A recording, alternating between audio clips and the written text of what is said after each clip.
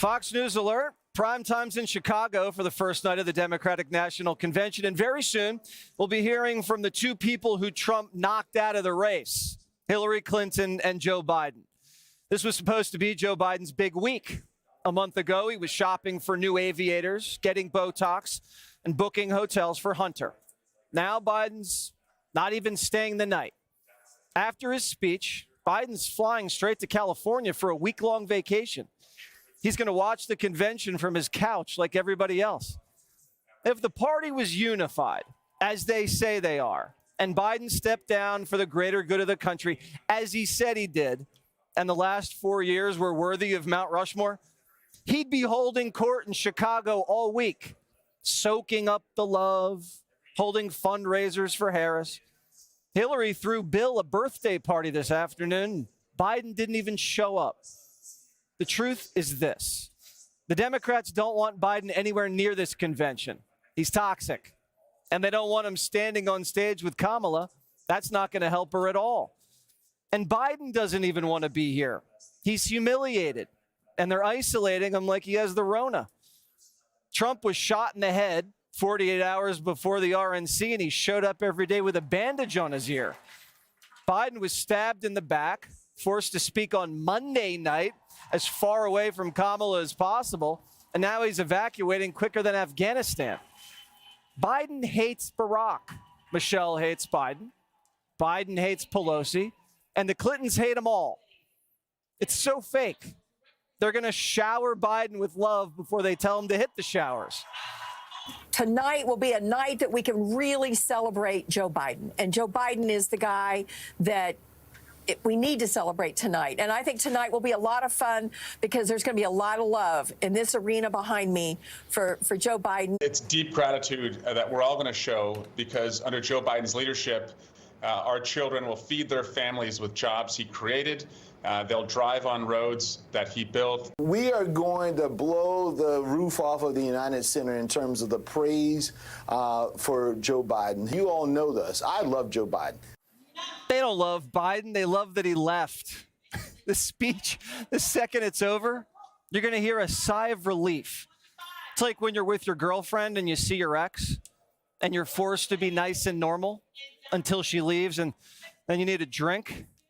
That's the Chicago Convention Center. And don't buy the joy around Kamala either. They could have replaced Biden with anybody and the Democrats would have celebrated. Pete Buttigieg is your nominee. Yay, he shatters.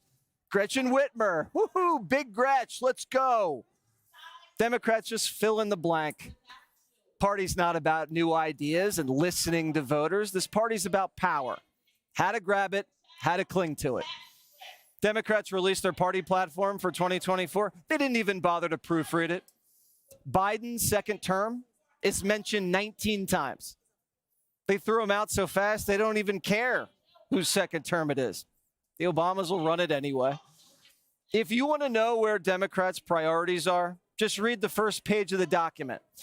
They apologize to indigenous people for holding the convention on stolen land.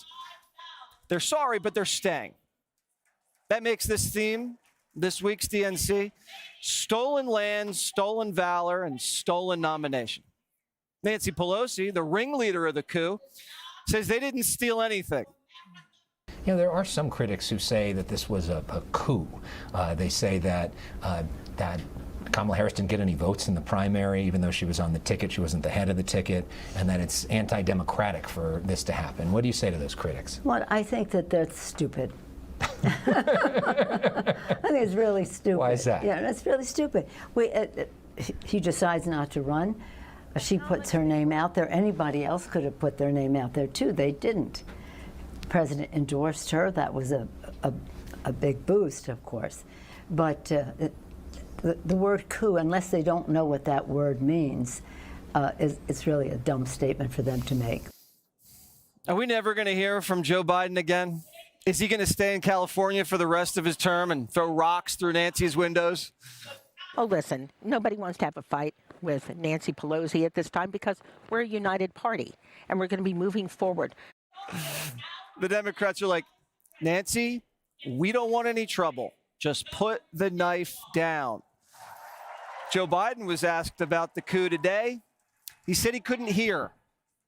Donald Trump claims that you were pushed out in a coup and a takeover of your party with Harris now at the top. What's your response to that? I'm having trouble hearing you. Donald Trump claims that you were pushed out, put from the top of the ticket, and this amounts to a coup from your party. What do you make of those claims?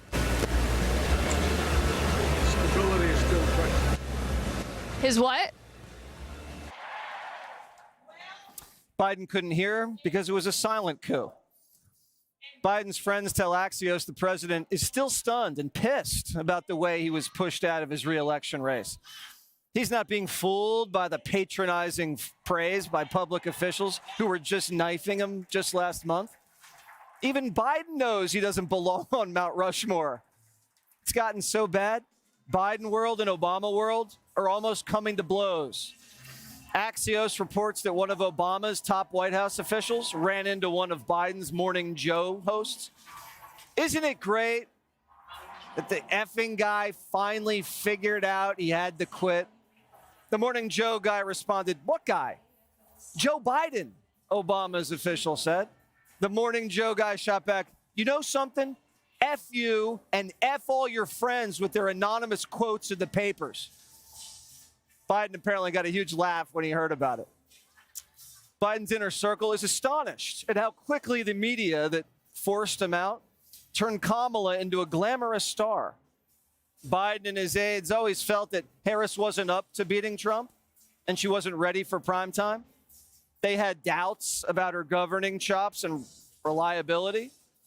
Biden's right-hand man told the New York Times they wanted Kamala to be successful, but couldn't find the path to do it. This might be the only thing the Bidens and Obamas agree on. Kamala doesn't have what it takes. This is still a very competitive race. If the election were today, I'm not sure who would win. And I think it may well be President Trump because it's an electoral college fight. So if the Bidens and the Obamas don't think Kamala can win, what do the voters think? Don Lemon has been going to blue cities asking about Kamala. Here he is in Cincinnati.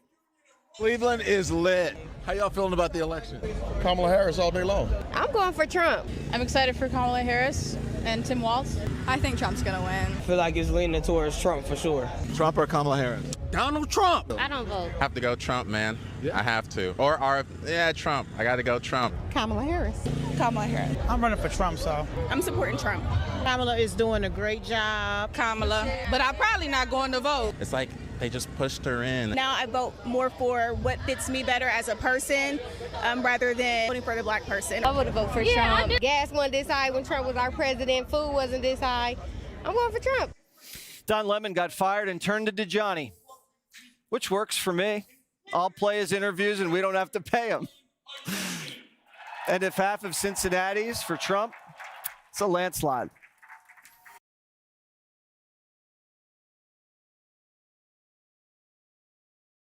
Blow the roof off. Blow the roof off. Shower. Shower. Patronizing. Patronizing. Astonished. Astonished.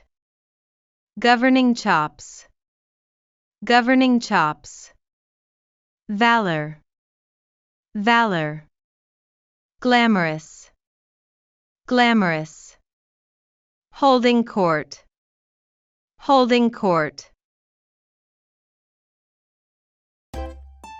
If you enjoy this content, please consider subscribing to my channel to stay up to date with future videos. Thank you for watching.